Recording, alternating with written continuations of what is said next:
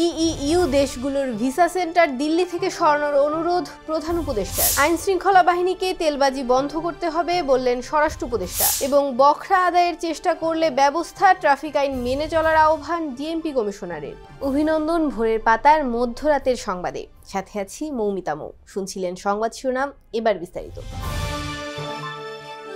ইউরোপের দেশগুলোর visa centre Delhi থেকে সরিয়ে ঢাকায় বা প্রতিবেশী কোনো দেশে স্থানান্তরের অনুরোধ জানিয়েছেন অন্তর্বর্তী সরকারের প্রধান উপদেষ্টা ডক্টর মোহাম্মদ ইউনূস। সোমবার দুপুরে 12টায় রাজধানীর তেজগাঁওয়ে প্রধান উপদেষ্টার কার্যালয়ে ইউরোপীয় ইউনিয়নভুক্ত দেশগুলোর কূটনীতিকদের সঙ্গে ডক্টর মোহাম্মদ ইউনূসের বৈঠক হয়েছে।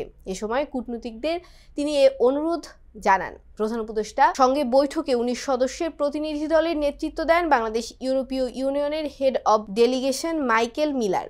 এ বৈঠকে অংশ নেন পররাষ্ট্র উপদেষ্টা মোহাম্মদ তৌহিদ হোসেন। প্রায় 2.5 ঘন্টার এই বৈঠকে 15 জন প্রতিনিধি তাদের মতামত তুলে ধরেন। বৈঠকে শ্রম অধিকার, বাণিজ্য সুবিধা, জলবায়ু পরিবর্তন, মানবাধিকার, International Crime Tribunal Act, Rohingya প্রত্যাবাসন বাস্তবায়ন ও টেকসই ভবিষ্যৎ নির্মাণে উভয় পক্ষের অঙ্গীকার ও করণীয় সম্পর্কে আলোচনা হয়েছে। স্বরাষ্ট্র কৃষি মন্ত্রণালয়ের উপদেষ্টা লেফটেন্যান্ট জেনারেল অবসরপ্রাপ্ত মোহাম্মদ জাহাঙ্গীর আলম চৌধুরী বলেছেন, আইন শৃঙ্খলা বাহিনীকে তেলবাজি বন্ধ করতে হবে। কে ভবিষ্যতে আসবে সেদিকে খেয়াল রাখবেন না। সাদা পোশাকে কাউকে গ্রেফতার করা চলবে না। আইডি শো করতে হবে। সোমবার দুপুরে খুলনা জেলা শিল্পকলা একাডেমির মিলনায়তনে আইন শৃঙ্খলা বিষয়ক সভার প্রধান অতিথির বক্তব্যে তিনি এসব কথা বলেন। এ সময় কোনো রাজনৈতিক দলকে বাড়তি সুযোগ না দেওয়ার জন্য আইন শৃঙ্খলা বাহিনীর প্রতি নির্দেশনা দিয়েছেন তিনি। স্বরাষ্ট্র উপদেষ্টা বলেন, কোনো নিরপরাধ যেন শাস্তি না পায় সেদিকে খেয়াল রাখতে হবে। বখরা আদায়ের চেষ্টা করলে সংশ্লিষ্ট পুলিশ কর্মকর্তাদের বিরুদ্ধে ব্যবস্থা নেওয়ার হুঁশিয়ারি দিয়েছেন ডিএমপি কমিশনার শেখ সাজ্জাদ আলী। সোমবার সকালে ডিএমপি মিডিয়া সেন্টারে আয়োজিত সংবাদ সম্মেলনে তিনি এসব কথা বলেন। এ সময় রাজধানীতে বসবাসরত নাগরিকদের ট্রাফিক আইন মেনে চলার আহ্বান জানান তিনি। বিস্তারিত রাকিব হাসানের প্রতিবেদনে। এই খবরটা আপনারা তো এখনো পান নাই। দায়িত্ব গ্রহণের পর প্রথমবারের মতো সংবাদ সম্মেলনে ডিএমপির 38তম কমিশনার শেখ সাজ্জাদ আলী বক্তব্যের শুরুতেই 5 আগস্ট পূর্ববর্তী সময়ে ডিএমপিতে কর্মরত পুলিশ সদস্যদের ভূমিকার জন্য আন্তরিকভাবে দুঃখ প্রকাশ করলেন। জুলাই আগস্টে যে সকল ছাত্র জনতা শহীদ হয়েছেন এবং আহত হয়েছেন তাদের সকলের প্রতি আমি সমবেদনা জানাই। তাদের আত্মার মাগফিরাত কামনা করি।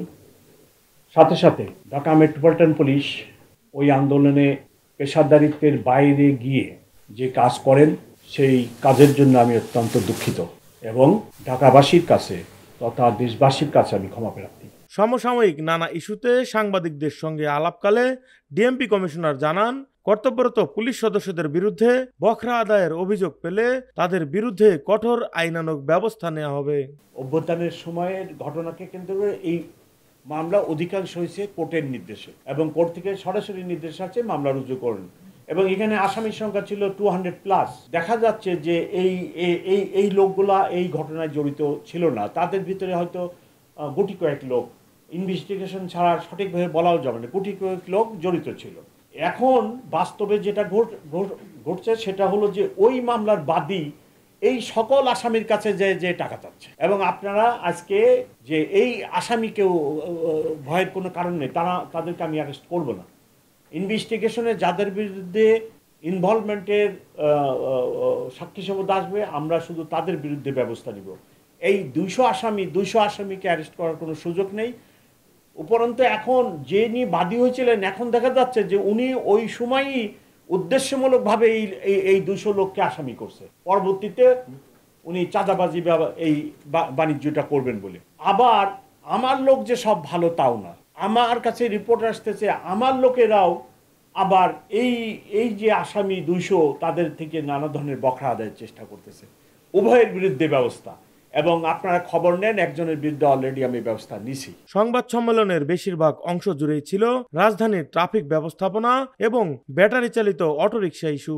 এ সময় রাস্তা ব্যবহারে নগরবাসীকে ট্রাফিক আইন মেনে চলার আহ্বান জানান ডিএমপি কমিশনার। যেখানে বাস চলে সেখানে অটোরিকশা চলবে না। ট্রাফিকের এই অব্যবস্থা থেকে উত্তরণের জন্য যিনারা রাস্তা ব্যবহার করেন তাদেরকে অবশ্যই ট্রাফিকের আইন কানুন মেনে চলতে হবে। মেনে চললে যে পরিমাণ যানজট হচ্ছে এটা অনেকটা লাঘব করা সম্ভব হবে।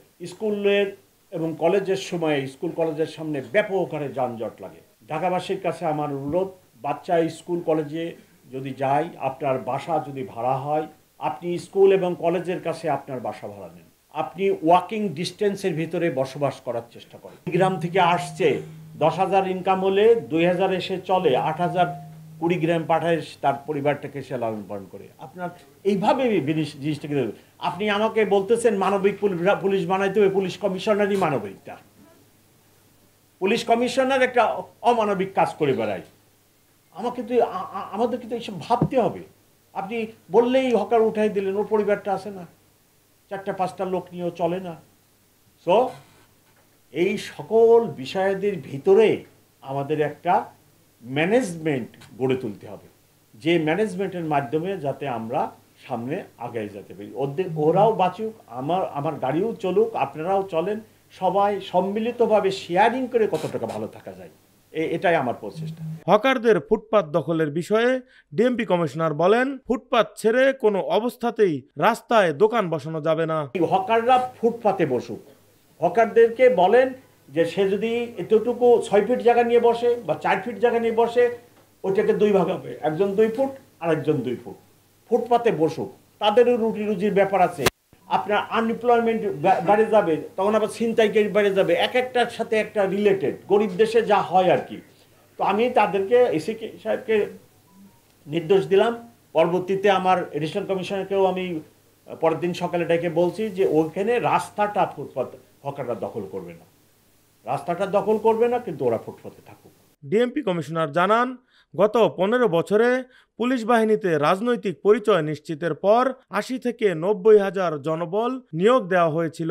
তবে যারা পেশাদারিত্বের বাইরে গিয়ে নানা অপকর্মে লিপ্ত হয়েছিলেন, তাদের বিরুদ্ধে কঠোর আইনানুগ ব্যবস্থা ইতিমধ্যেই শুরু হয়েছে। সেই রিক্রুটমেন্টে নানাভাবে নিয়োগপত্র দেওয়ার আগে নানাভাবে স্ক্রুটিনি করা হয়েছে।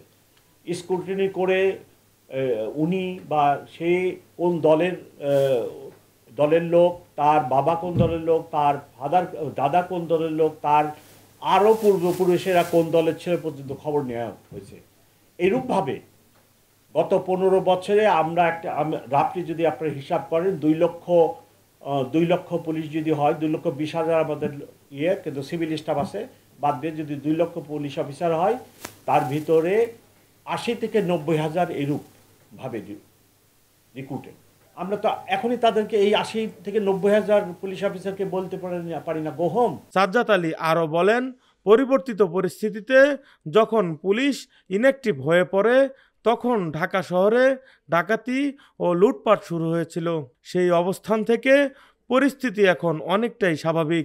জুলাই আগস্টের পরবর্তীতে যে অরাজকতা বা যে লুটপাট, যে ডাকাতি শুরু হয়েছিল, সেটা তো এখন বন্ধ আছে। নিশ্চয়ই থানা ফাঁড়িও কাজ করতেছে, নতুবা তো ওই পরিস্থিতি তো এখন নাই। ওই পরিস্থিতির একটা উত্তরণ তো ঘটছে।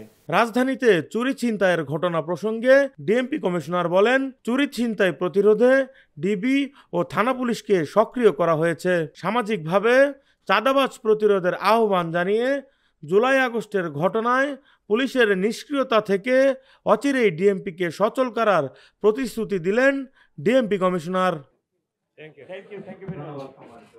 রাকিব হাসান, ভোরের পাতা। অস্থায়ীভাবে আংশিক মেঘলা আকাশ সহ সারা দেশে আবহাওয়া শুষ্ক থাকতে পারে বলে জানিয়েছে আবহাওয়া অধিদপ্তর।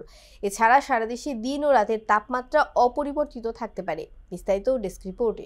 অস্থায়ীভাবে আংশিক মেঘলা আকাশ সহ সারা দেশে আবহাওয়া শুষ্ক থাকতে পারে বলে জানিয়েছে আবহাওয়া অধিদপ্তর। এছাড়া সারা দেশে দিন ও রাতের তাপমাত্রা অপরিবর্তিত থাকতে পারে।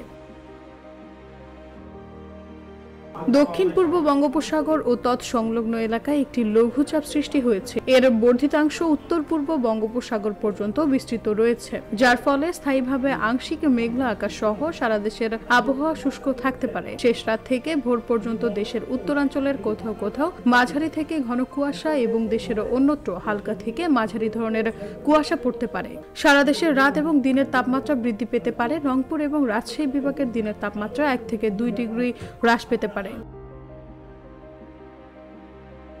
এর পরদিন মঙ্গলবার মেঘলা আকাশ সহ সারা দেশের আবহাওয়া শুষ্ক থাকতে পারে। শেষ রাত থেকে ভোর রাত পর্যন্ত দেশের উত্তরাঞ্চলের কোথাও কোথাও মাঝারি থেকে হালকা কুয়াশা এবং দেশের অন্যত্র হালকা থেকে মাঝারি ধরনের কুয়াশা পড়তে পারে। সারা দেশে রাত এবং দিনের তাপমাত্রা প্রায় অপরিবর্তিত থাকতে পারে। পরবর্তী বুধবার অস্থায়ীভাবে আংশিক মেঘলা আকাশ সহ সারা দেশের আবহাওয়া শুষ্ক থাকতে পারে। শেষ রাত থেকে ভোর পর্যন্ত সারা দেশের কোথাও কোথাও হালকা থেকে মাঝারি ধরনের কুয়াশা পড়তে পারে। সারা দেশে রাতের তাপমাত্রা সামান্য বৃদ্ধি পেতে পারে এবং দিনের তাপমাত্রা সামান্য হ্রাস পেতে পারে।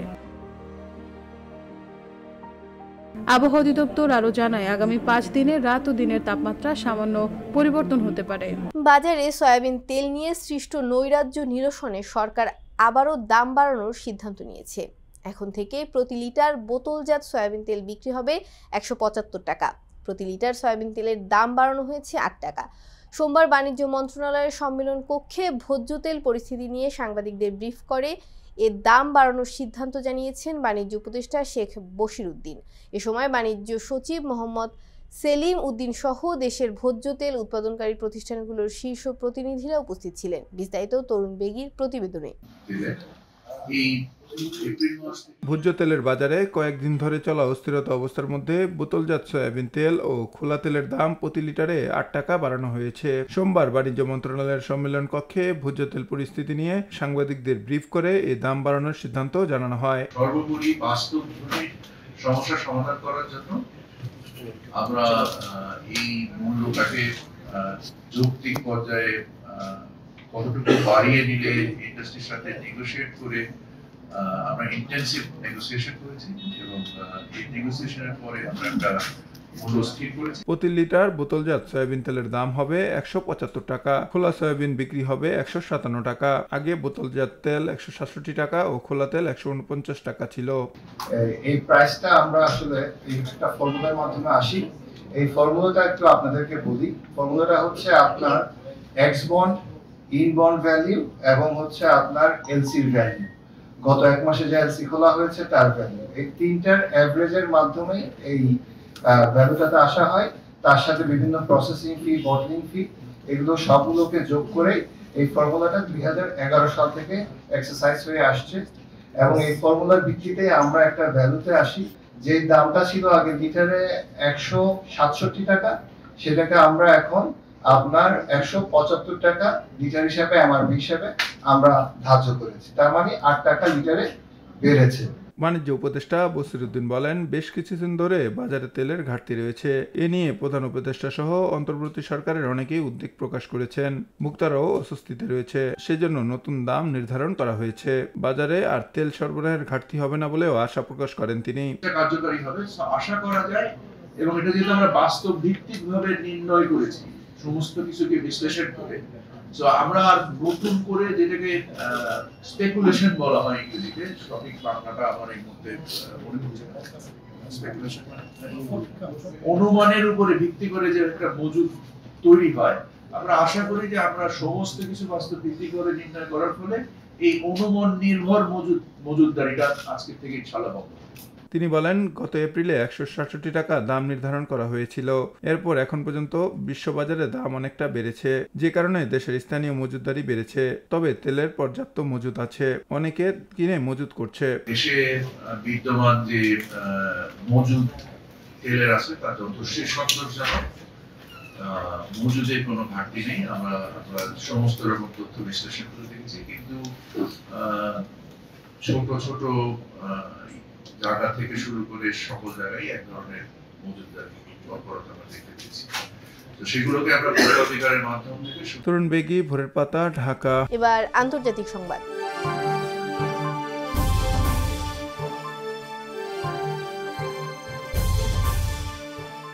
সিরিয়ার প্রেসিডেন্টের পতন হওয়ার পর দেশটির পরিস্থিতি নিয়ে তাৎক্ষণিক বার্তা দেয় ইরান, রাশিয়া, তুরস্ক, এমনকি যুক্তরাষ্ট্র। তবে কিছুটা দেরিতে হলেও মুখ খুলেছে সৌদি আরব। বাশার আল আসাদের পতনের পর নতুন সিরিয়ার বিষয়ে প্রতিক্রিয়া জানিয়েছে রিয়াদ। বিস্তারিত ডেস্ক রিপোর্টে। সিরিয়ার প্রেসিডেন্টের পতন হওয়ার পর দেশটির পরিস্থিতি নিয়ে তাৎক্ষণিক বার্তা দেয় ইরান, রাশিয়া, তুরস্ক, এমনকি যুক্তরাষ্ট্র। তবে কিছুটা দেরিতে হলেও মুখ খুলেছে সৌদি আরব। বাশার আল আসাদের পতনের পর নতুন সিরিয়ার বিষয়ে প্রতিক্রিয়া জানিয়েছে রিয়াদ। রোববার দেশটির পররাষ্ট্র মন্ত্রণালয় বলেছে, সিরিয়ার জনগণ সংকটজনক অবস্থায় রয়েছে। তাদের এমন দুঃসময়ে পাশে আছে সৌদি আরব। বিবৃতিতে বলা হয়েছে, সিরিয়ার ইতিহাসের এই সংকটময় সময়ে সৌদি তাদের সহায়তা অব্যাহত রাখবে। কোনোভাবেই যেন বিশৃঙ্খলা তৈরি না হয় এ নিয়ে সতর্কবার্তা দিয়েছে বাদশাহ সালমান প্রশাসন। সেই সাথে আন্তর্জাতিক সম্প্রদায়কে সিরিয়ার অভ্যন্তরীণ বিষয়ে হস্তক্ষেপ না করে দেশটির জনগণকে সমর্থন করার আহ্বান জানানো হয়েছে।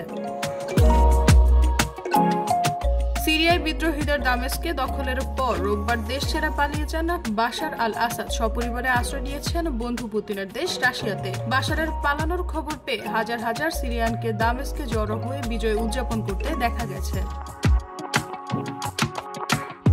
বাবা হাফিজ আল বাসাদের মৃত্যুর পর 2000 সালে বাশার আল আসাদের শাসনকাল শুরু হয়। প্রথমে সংস্কারের প্রতিশ্রুতি দিলেও পরবর্তী সময়ে বাবার মতোই কর্তৃত্ববাদী শাসক হয়ে ওঠেন তিনি। বাশার আসাদের বিরুদ্ধে অভিযোগ উঠে মানবাধিকার লঙ্ঘন ও বিরোধীদের উপর দমন পীড়নের। এর আগে 2011 সালে আরব বসন্ত ঘিরে বাশার আসাদের ক্ষমতার মসনদ নড়ে উঠেছিল। কিন্তু সে যাত্রা রাশিয়া ও ইরানের সমর্থনে ক্ষমতায় টিকে গিয়েছিল বাশার আসাদ। এবার অবশ্য শেষ রক্ষা হয়নি। রাশিয়া ও ইরান আগেই তাদের সামরিক উপস্থিতি কমিয়ে ফেলে। এরপরই হায়াত তাহরির আল শামের নেতৃত্বে বিদ্রোহীদের গ্রুপ মাত্র 3টি শহর দখল করে নেওয়ার পরেই দেশ ছেড়ে পালাতে হয় বাশার আসাদকে। গোপনে প্লেনে চড়ে ছাড়তে হয় মাতৃভূমি। এবার বিনোদনের সংবাদ।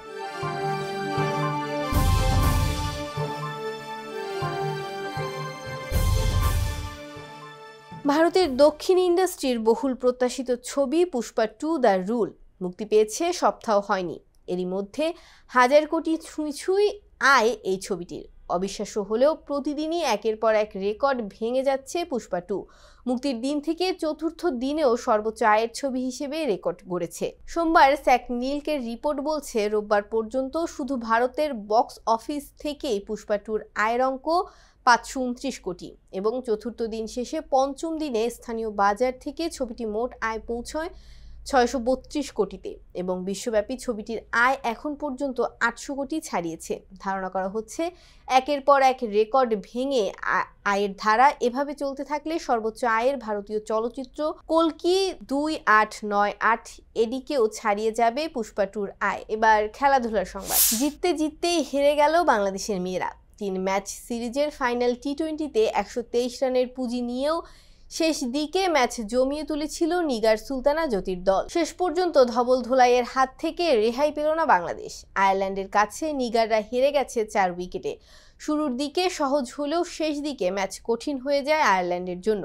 এর আগে 3 ম্যাচের ওয়ানডে সিরিজে আইরিশদের ধবল ধুলাই করেছিল বাংলাদেশ। টি20 সিরিজে সেই ধবল ধুলাইয়ের কঠিন প্রতিশোধ নিল আইরিশরা। সংবাদ শেষ করার আগে শিরোনামগুলো আরেকবার। ইইউ দেশগুলোর ভিসা সেন্টার দিল্লি থেকে সরানোর অনুরোধ প্রধান উপদেষ্টার। আইন শৃঙ্খলা বাহিনীকে তেলবাজি বন্ধ করতে হবে বললেন স্বরাষ্ট্র উপদেষ্টা। এবং বখরা আদায়ের চেষ্টা করলে ব্যবস্থা, ট্রাফিক আইন মেনে চলার আহ্বান ডিএমপি কমিশনারের।